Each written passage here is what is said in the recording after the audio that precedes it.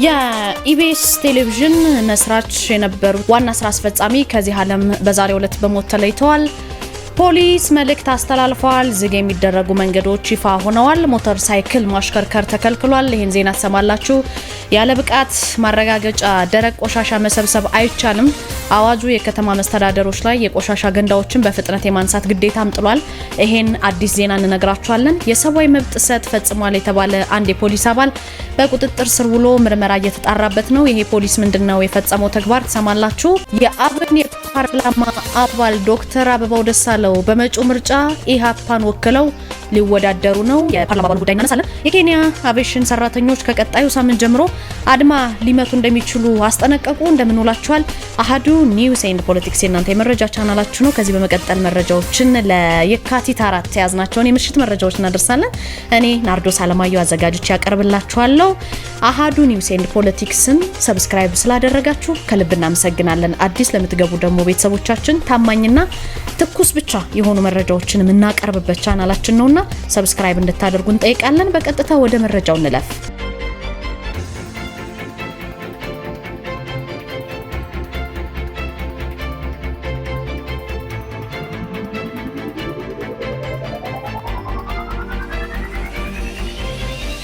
በዛሬው ዕለት ከተሰሙ አሳዛኝ መረጃዎች መካከል በቀዳሚነት ያስቀመጥነው የኢቢኤስ ቴሌቪዥን መስራችና ዋና ስራ አስፈጻሚ ከዚህ ዓለም በሞት መለየታቸው ነው። አቶ አማን ፍስሐ ጽዮን እንግዲህ ባደረባቸው ህመም በሕክምና ሲረዱ ቆይተው ነው ዛሬ የካቲት 4 2018 ከዚህ ዓለም በሞት መለየታቸውን ጣቢያቸው ያስታወቀው። ጣቢያው በመግለጫው የኢትዮጵያ ሚዲያ እድገትና ለኢቢኤስ ስኬት የማይተካ ሚና የተጫወቱ የታላቅ ራዕይ ባለቤት የሆኑ ብርቱ ሰው ናቸው። እንደ ቤተሰብም እንደ ጣቢያም ደግሞ ብናጣቸውም የእሳቸውን ራዕይ ግን ይቀጥላል ብሏል ጣቢያው። አያይዞም የቴሌቪዥኑ ማኔጅመንት እንዲሁም ደግሞ ሰራተኞች በአቶ አማን ፍስሐ ጽዮን ህልፈት የተሰማንን መሪር ሀዘን እንገልጻለን ብለዋል በመግለጫቸው። ከዚሁ ጋር በተገናኘም ጠቅላይ ሚኒስትር ዶክተር አብይ አህመድ በዚሁ ዋና ስራ አስፈጻሚ በኢቢኤስ ባለቤት አቶ አማን ፍስሐ ጽዮን ህይወታቸው በማለፉ የተሰማቸውን ሀዘን ገልጸዋል። ጠቅላይ ሚኒስትሩ በይፋይ የፌስቡክ ገጻቸው ላይ አማን ለኢትዮጵያ የግል ሚዲያ እድገት ወሳኝ ሚና ከነበራቸው አንዱ ነው ሲሉ ነው የገለጹት። አክለውም ደግሞ ኢትዮጵያ በአስቸጋሪ ሁኔታዎች ውስጥ ባለፈች ጊዜ ሁሉ የሚጠበቅበትን አድርጓልና ፈጣሪ ነፍሱን በሰላም ያሳርፋት ሲሉ ጠቅላይ ሚኒስትሩ ሀዘናቸውን በማህበራዊ ትስስር ገጻቸው ላይ ገልጸዋል ማለት ነው። ዝግ የሚደረጉ መንገዶች ይፋ ሆነዋል። ሞተር ሳይክል ማሽከርከርም ተከልክሏል። ይሄን መረጃ ጠራ አድርጌ ልንገራችሁ። ከ39ኛው የአፍሪካ ህብረት የመሪዎች ጉባኤ ጋር በተገናኘ ዝግ የሚደረጉ መንገዶችን የአዲስ አበባ ፖሊስ ጠቅላይ መምሪያ አስታውቋል። ይሄ መረጃ ብዙዎቻችሁን ሁላችሁንም ማለት ይቻላል ይመለከታል። ከቦሌ ዓለም አቀፍ አውሮፕላን ማረፊያ ወደ ብራስ እንዲሁም ደግሞ ከቦሌ መድኃኔዓለም በአትላስ ወደ ቅዱስ ዑራኤል ቤተክርስቲያን የሚወስደው መንገድ በመሪዎች ጉባኤ ምክንያት ከዛሬ ከየካቲት 4 ቀን ጀምሮ ሙሉ በሙሉ ለተሽከርካሪ ዝግ ነው። ስለዚህ በሌሎች እንግዶች በሚያልፉባቸው ዋና ዋና አደባባዮች የአጀብ መስመሮች አሽከርካሪዎች ቅድሚያ በመስጠት የትራፊክ ፖሊስ አባላት የሚያዟቸውን ትዕዛዞች በማክበር የተለመደ ቀና ትብብራቸው እንዲያደርጉ ጥሪ ቀርቧል። በተጠቀሱት ቦታዎች ላይ ለረጅምም ሆነ ለአጭር ጊዜ ተሽከርካሪን ማቆም ተከልክሏል። አሽከርካሪዎች ይሄ እናንተን የሚመለከት ነው። ሌላው ነገር ሞተር ሳይክል ማሽከርከር ነው የተከለከለው። ይሄም የአፍሪካ ህብረት የመሪዎች ጉባኤ እስከሚጠናቀቅ ድረስ ነው። በአዲስ አበባ ሞተር ብስክሌት ማሽከርከር የተከለከለ መሆኑን የትራንስፖርት ቢሮ ነው ይሄን ደግሞ ያስታወቀው። ከዛሬ ከየካቲት 4 ከጠዋቱ 12 ሰዓት ጀምሮ እስከ የካቲት 10 ድረስ ቀጣይ ማክሰኞ ድረስ እስከ ቀኑ 6 ሰዓት ድረስ ሞተር ብስክሌትን ማሽከርከር በፍጹም የተከለከለ መሆኑን ቢሮ ገልጿል። ክልከላው የጸጥታና በትራንስፖርት ዘርፍ የሚሰሩ አካላትን አያካትትም።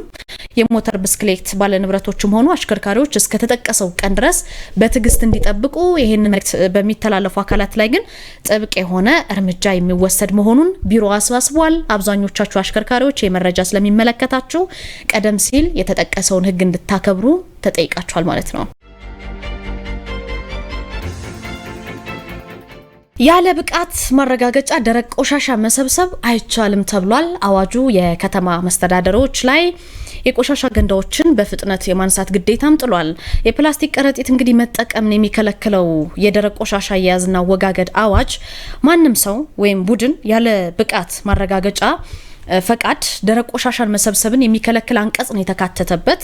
ይሄ እንዴት ነው? በኢትዮጵያ ፌዴራላዊ ዲሞክራሲያዊ ሪፐብሊክ የደረቅ ቆሻሻ አያያዝና አወጋገድ አዋጅ ቁጥር 1383/2017 መሰረት ነው። ያለምንም ፈቃድ ወይም ያለምንም ህጋዊ ፈቃድ በስራ ላይ ተሰማርቶ የሚገኝ ማንኛውም አካል በህግ ተጠያቂ እንደሚሆን ይደነግጋል። በአዋጁ ደረቅ ቆሻሻ በአካባቢ ስነ ምህዳርና በሰዎች ጤና ላይ ከፍተኛ ጉዳት የሚያደርስ ስለሆነ በዘርፉ ለመሰማራት የሚፈልጉ አካላት አስቀድመው ከከተማ አስተዳደሮች የብቃት ማረጋገጫ ማግኘት እንዳለባቸው በአዋጁ ታዟል። በሌላ በኩል የከተማ አስተዳደሮች ደግሞ በቆሻሻ ገንዳዎች ላይ የተጠራቀመ ቆሻሻን በፍጥነት የማንሳት ግዴታ እንዳለባቸውም በአዋጁ ተካቷል ማለት ነው። ስለዚህ አዋጁ ለደረቅ ቆሻሻ በሰጠው ትርጓሜ መሰረት ፈሳሽ ወይም ጋዝ ነክ ያልሆኑ እንደ ፕላስቲክ፣ ጠርሙስ፣ ወረቀት፣ ካርቶን እንደዚህ አይነት ያሉ ቆሻሻዎችን በዚህ የህግ ማዕቀፍ ውስጥ የሚካተቱ ናቸው። በሀገሪቱ ያለውን የቆሻሻ አያያዝ ስርዓት ለማዘመንና አካባቢን ከብክለት ለመታደግ ትልቅ ፋይዳ እንዳለውም ይህ አዋጅ ታምኖበታል። የሰብአዊ መብት ጥሰት ፈጽሟል የተባለ አንድ ፖሊስ በቁጥጥር ስር ውሏል። ምንድነው የፖሊስ የፈጸመው ተግባር? እንግዲህ የአዲስ አበባ ፖሊስ የሰብአዊ መብት ጥሰት ፈጽሟል ባለው አባል ላይ እንግዲህ ምርመራ እያጣራ መሆኑን ማረጋገጥ ተችሏል የተባለው በጉለሌ ክፍለ ከተማ አዲሱ ገበያ ወረዳ 10 ፖሊስ ጣቢያ አካባቢ ከሚገኝ አንድ ባርና ሬስቶራንት ኳስ በሚያዩ ወጣቶች ምክንያት የሆነ አለመግባባት ይፈጠራል። በዚህ በተፈጠረ አለመግባባት ችግሩን ለመፍታት የደረሱት የፖሊስ አባላት በወቅቱ 4 ተጠርጣሪዎችን በቁጥጥር ስር አውለዋል። ኮንስታብል አደባባይ ዘለቀ የተባለ የፖሊስ አባል አንዲትን ሴት ሲደበድብ ሲመታት በማህበራዊ ሚዲያ ይለቀቃል። ያ ነገር ተለቆ ብዙ ሰው ያዋል ማለት ነው። በተለቀቀው ተንቀሳቃሽ ምስል ላይ ያንድን የፖሊስ አባል ጥፋት የሁሉም የሰራዊቱ ጥፋት እንደሆነ አድርጎ መቁጠሩ ተገቢነት የሌለው ነው። ተመሳሳይ ድርጊቶችን በማውገዝ ግን ለጸጥታ ስራ አጋዥ መሆን ይገባል። እንግዲህ በለውጡ ስርዓት የህግ የበላይነት የመከበር የዜጎች ሰብአዊና ዲሞክራሲያዊ መብቶች መጠበቅ ቅድሚያ የሚሰጠው ጉዳይ መሆኑን በመገንዘብ እንግዲህ በመሰል ከህግ ተጻራሪ በሚቆሙ ግለሰቦች ላይ ህብረተሰቡ የተለመደውን መረጃ የመስጠት ተግባሩንም አጠናክሮ መቀጠል ይኖርበታል የሚል መልእክት ነው የተላለፈው። ይህ ፖሊስ እንግዲህ በሰራው ተግባር ምርመራ እየተጣራበት እንደሆነ ነው የደረሰን መረጃ የሚያሳየው። የአብን የፓርላማ አባል ዶክተር አበባው ደሳለው በመጪው ምርጫ የሀፓን ወክለው ሊወዳደሩ ነው። እንግዲህ በሰኔ 2013 በተካሄደው ሀገር አቀፍ ምርጫ የአማራ ብሔራዊ ንቅናቄን ወይም አብንን ወክለው የፓርላማ አባል የሆኑት ዶክተር አበባው ደሳለው በመጪው ግንቦት ላይ የሚካሄደው ግንቦት 24 የሚካሄደው ምርጫን የሀፓን ወክለው ሊወዳደሩ ነው ማለት ነው። የአብን የአዲስ አበባ ጽህፈት ቤት ኃላፊ የነበሩት ዶክተር ይሃለም ታምሩም በተመሳሳይ መልኩ የፓርቲ ለውጥ አድርገው በመጪው ምርጫ እንደሚቀርቡ ነው የተገለጸው። የኢትዮጵያ ህዝባዊ ቤታዊ ፓርቲ ኢሃፓ እንግዲህ ትላንትና ማምሻውን በበይነ መረብ በሰጠው መግለጫ ሁለቱ የቀድሞ የአብን አባላት ፓርቲውን መቀላቀላቸውን ነው ይፋ ያደረገው። ኢሃፓን መቀላቀላቸውን ማለት ነው። እንግዲህ በበይነ መረብ የተካሄደውን መግለጫ ከሁለቱ የምርጫ ተወዳዳሪዎች ጋር በመሆን የሰጡት የኢሃፓ ዋና ጸሐፊ ሚስጥረ ስላሴ ታምራት ናቸው። ሁለቱ የቀድሞ የአብን አባላት ለዘንድሮ ምርጫ በእጩነት የተመዘገቡት ኢሃፓ አባል በሆነበት ትብብር ለኢትዮጵያ አንድነት በተሰኘ የፓርቲዎች ቅንጅት በኩል መሆኑን ለሀገር ውስጥ መገናኛ ብዙሃን ተናግረዋል። ባለፈው መስከረም ወር የተመሰረተው ይህ የፓርቲዎች ቅንጅት እንግዲህ ከኢሃፓ በተጨማሪ የመላው ኢትዮጵያ አንድነት ድርጅት መኢአድ፣ አንድ ኢትዮጵያ ዲሞክራሲያዊ ፓርቲና የአማራ ጊዮናዊ ንቅናቄ አባላት እንግዲህ አባል የሆኑበት ሆኗል ማለት ነው። እሳቸው ዶክተር አበባው ደሳለው ኢሃፓን ወክለው ሊወዳደሩ መሆኑ ነው የተሰማው። የኬንያ የአቪዬሽን ሰራተኞች ከቀጣይ ሳምንት ጀምሮ አድማ ሊመቱ እንደሚችሉ አስጠንቅቀዋል። ምንድነው የተፈጠረው? የኬንያ የአቪዬሽን ዘርፍ ሰራተኞች እንግዲህ ለሀገሪቱ የሲቪል አቪዬሽን ባለስልጣን የ7 ቀናት ገደብ የሰጠ ሲሆን የ7 ቀኑ ቀነ ገደብ ሲጠናቀቅ በስሩ ያሉት ሰራተኞች ወደ አድማ እንደሚገቡ ለባለስልጣኑ በላከው ደብዳቤ ገልጿል። የሰራተኞቹ ማህበር ከአስተዳዳሪው አካል ጋር የጋራ ስምምነት ላይ መድረስ ባለመቻሉና ሰራተኞቹ ራሱ ቋሚ በሆኑ ቦታዎች ላይ ከተቀጠሩ በኋላ በጊዜያዊ ሁኔታዎች ላይ እንዲሰሩ መደረጉ ችግሩን እንደፈጠረው ነው የተዘገበው ማለት ነው። ማህበሩ በይፋ ለሲቪል አቪዬሽን ባለስልጣኑ የ7 ቀን ገደብ የሰጠ ሲሆን ባለስልጣኑም ችግሩን ለመፍታት ከማህበሩ ጋር እንደሚወያይ ገልጿል። ባድማው ምን ያህል ሰራተኞች ሊሳተፉ እንደሚችሉ አልተገለጸም። በኬንያ የአየር ትራንስፖርት ዘርፉ ላይ ግን ስጋት ነው ተብሏል። እስካሁን እንግዲህ በአየር ትራንስፖርት ላይ የደረሰ የአገልግሎት መቆራረጥም የለም የሲቪል አቪዬሽን ባለስልጣኑ እንደገለጸው ማለት ነው። ውድ ቤተሰቦቻችን ከኔ ጋር የነበረን ጊዜ ይህን ይመስል ነበረ። ለዛሬ ለየካቲት 4 የምሽት መረጃዎች እነዚህ ናቸው። ነገም በዚህ ሰዓት እንገናኛለን። ናርዶስ አለማየሁ ከእናንተ ጋር ቆይታ አደረኩኝ። ከአሃዱ ሬዲዮ አዲስ መረጃዎችን ክብሮም ወርቁ ያስደምጣችኋል። እኔ ከወዲሁ ልሰናበታችሁ። በያላችሁበት ጥሩ ምሽት ይሁን። ዓለም ስራ ዘውዱ የቴክኒክ አጋር የነች ህይወት የጌትነት ማለዳውን ታስፈጽማለች። ልሳኑን እየመራው ክብሮም ወርቁ ከእናንተ ጋር እቆያለሁ። አሁን የመክፈቻ አንኳር ዘገባዎቹን አስደምጣለሁ። የዲሞክራሲያዊ አካሄድ እንዳይስፋፋ ህዝብ ለምርጫ ያለውን ንቃተ ህሊና ማሳደግ እንደሚጠበቅበት ተገለጸ። የዲሞክራሲ መረጋገጫው ህዝብ በካርድ የሚሰጠው ድምጽ ስለሆነ ከምንጊዜውም በላይ ትኩረት ሊሻ እንደሚገባ ባለሙያዎች ተናግረዋል። በፌዴራሊዝም አስተምሮ ማዕከል የስልጠና ማስተባበሪያ ዴስክ ኃላፊ አቶ ዘውዴ ደምሴ የህዝብ በምርጫ ሂደት መሳተፍ ዲሞክራሲያዊ አካሄዶች እንዳይጎለብቱ ስለሚያደርግ ዜጎች ቀጣይ በሚካሄደው ምርጫ ላይ ራሳቸውን ብቁ በማድረግ መሪያቸውን ለመምረጥ ከወዲሁ መመዝገብና መዘጋጀት እንዳለባቸው ተናግረዋል። ህዝብ ሲመርጥ በስሜት ሳይሆን የእያንዳንዱን ፖለቲካ ፓርቲ የፕሮግራም ይዘት በመገምገም መሆን አለበት ሲሉ የገለጹት አቶ ዘውዴ ይህ ማድረግ ሲችል በቀጣይ ፖለቲካዊ፣ ኢኮኖሚያዊና ማህበራዊ እድገትን እውን ለማድረግ ትልቅ መስተጋብርን ይፈጥራል ሲሉ ጠቁመዋል። ዲሞክራሲ ማለት ደግሞ የህዝብ አስተዳደር ነው። በሀገራችን የዲሞክራሲ ስርዓትን ለማጠናከር ብዙ ስራዎች እየተሰሩ ነው። ስለዚህም ህዝብ የሚመራውን የሚያስተዳድረውን መንግስት የመምረጥ ስልጣን አለው። ህገ መንግስቱ የተመሰረተበት 5ቱ መሰረታዊ መርሆች አንዱ የህዝብ ሉዓላዊነት ነው። ይሄ ፖፑላር ሶቨርኒቲ ይባላል። ህዝብ የበላይ ነው። ህዝብ የሚያስተዳድረውን መንግስት ይመርጣል። ከፈለገ ደግሞ ህዝብ የፈለገውን ይሽራል የሚለው ሐሳብ በህገ መንግስቱ የተመሰረተበት ዲኤንኤ ወይም ደግሞ ቤዚክ ፕሪንሲፕልስ ኦፍ ኢንስቲትዩሽን ብለን የምንጠራው ነው። ስለዚህ ህዝብ ሀገሪቷን የሚመራ የሀገሪቷን ችግር የሚፈታ ሰላምን የሚያመጣ ልማትን የሚያረጋግጥ የራሱ የሆነ የኔ ነው የሚለውን መንግስት መምረጥ መቻል አለበት። ይሄንን ሲያደርግ ደግሞ ዲሞክራሲያዊ መብቱን ይጠቀማል። ይሄንን የማያደርግ ከሆነ ደግሞ የዲሞክራሲያዊ ስርዓቱን ለማጠናከር የሚችልበት አግባብ አይችልም። ስለዚህም የህዝብ ንቃተ ህሊና ወይም ደግሞ በዚህ ዙሪያ ያለው አስተሳሰብ ማደግ መቻል አለበት። የቀድሞው አምባሳደር ጥሩነህ ዜናው ደግሞ የትኛውም የፖለቲካ ፓርቲ ከህዝብ በላይ አይደለም ወይም ስልጣን የህዝብ እንደሆነ ይታመናል ሲሉ ገልጸዋል። ስለዚህ አሁንም ህዝቡ ስለ ምርጫ ያለውን ንቃተ ህሊና በማሳደግ በዘር በሃይማኖትና በቀለም ልዩነት ሳይሆን የትኛውንም የፖለቲካ ፓርቲ በያዘው ፕሮግራም ብቻ መዝኖና ለክቶ በዲሞክራሲያዊ መንገድ መምረጥ አለበት ሲሉ ለአሃዱ ተናግረዋል። በሚቀርብበት ጊዜ በስሜት ነው የሚሄደው። ምርጫው በሚቀርብበት ጊዜ እዛ አካባቢ የመጣው ምንድነው የፓርቲ ተወዳዳሪን ሰምቶ ወይም አይቶ አነጋገሩን ምናምኑን ተመልክቶ በዛ መሰረት ነው ውሳኔውን የሚያደርገው። ግን አብዛኛው እንደዛም የሚጨነቅ አይመስለኝም እና ምንም ዋጋ የለውም። ያው መንግስት ያሸንፋል ስለሚል ወደ መንግስት ይሄዳል። ምርጫ ዜጎች ዲሞክራሲያዊ መብታቸውን በመጠቀም የሚመቻቸውን ስርዓት የሚያዋልዱበት ሰላማዊ ሽግግር ሂደት ስለሆነ ከወዲሁ ራሳቸው መዘጋጀት እንደሚጠበቅባቸውም ነው ባለሙያዎቹ የተናገሩት። 200 የሚደርሱ የሲቪል ማህበራት በሰባተኛው ጠቅላላ ምርጫ ለመሳተፍ መመዝገባቸው ተገለጸ። የፊታችን ግንቦት 2018 ዓ.ም ይካሄዳል ተብሎ በሚጠበቀው ሰባተኛው ጠቅላላ ምርጫ ላይ ለመሳተፍ 200 የሚደርሱ የሲቪል ማህበራት መመዝገባቸውን የኢትዮጵያ ሲቪል ማህበረሰብ ድርጅቶች ምክር ቤት ነው ለአሃዱ ያስታወቀው። የሲቪል ማህበራት ከፖለቲካ ገለልተኛ ከመሆናቸው አንጻር በተለይም በምርጫ ታዛቢነት ስራ ትልቅ ድርሻ እንዳላቸው የገለጹት የምክር ቤቱ ዋና ዳይሬክተር አቶ አህመድ ሁሴን ናቸው። ዘንድሮ በሚካሄደው ምርጫ ላይም እንቅስቃሴ ለማድረግ ከምርጫ ቦርድ ጋር በመነጋገር ማነጋገርና የተለያዩ መስፈርቶችን አልፈው የምስክር ወረቀት ያገኙ እስከ 200 የሚደርሱ የሲቪል ማህበራት መኖራቸውን ተናግረዋል። እነዚህ የሲቪል ማህበራት በመራጮች ትምህርት መሳተፍን ጨምሮ በምርጫ ታዛቢ በመሆን እንደሚሰሩም ነው የገለጹት።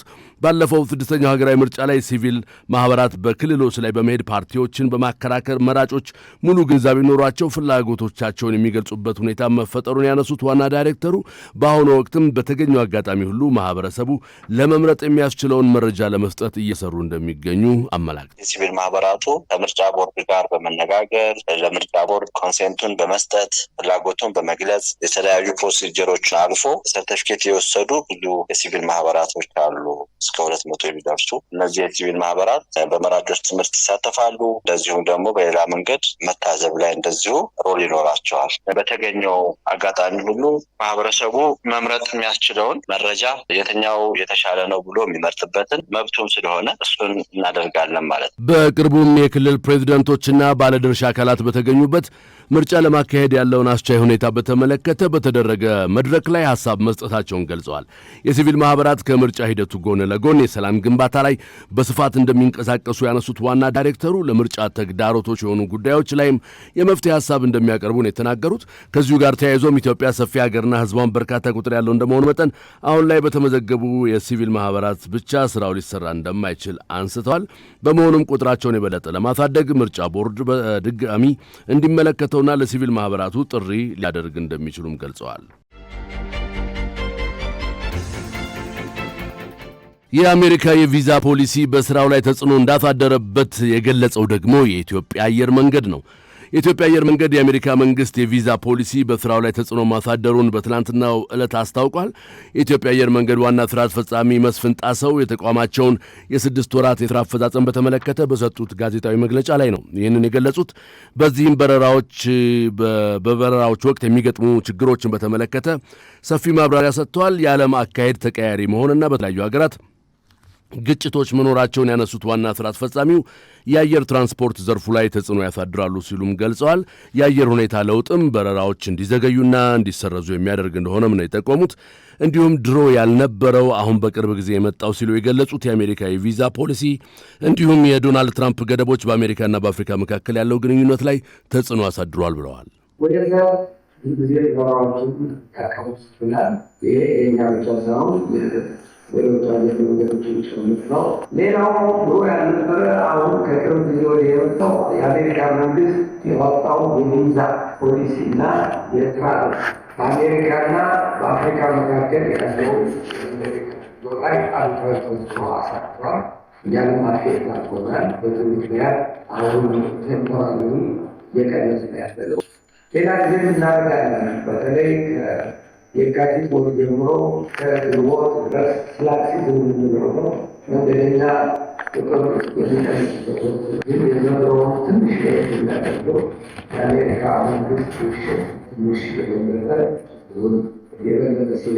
ለድምፁ ጥራት ይቅርታ እንጠይቃለን። ውድ ቤተሰቦቻችን የአሜሪካ ኤምባሲ ለኢትዮጵያውያን የሚሰጠውን ቪዛ የቆይታ ጊዜ ወደ 3 ወር ማሳጠሩን ሐምሌ 2 ቀን 2017 ዓ.ም በይፋዊ ገጹ ማስታወቁ ይታወሳል። ከኢትዮጵያ በተጨማሪ ስደተኛ ያልሆኑና ለተለያዩ ጉዳዮች ወደ አሜሪካ የሚገቡ ናይጄሪያውያንና ጋናውያን በተመሳሳይ ማግኘት የሚችሉት ቪዛ የ3 ወራት ቆይታ ብቻ ያለውና ለአንድ ጊዜ ብቻ የሚያገለግል እንደሚሆን መገለጹም ይታወቃል።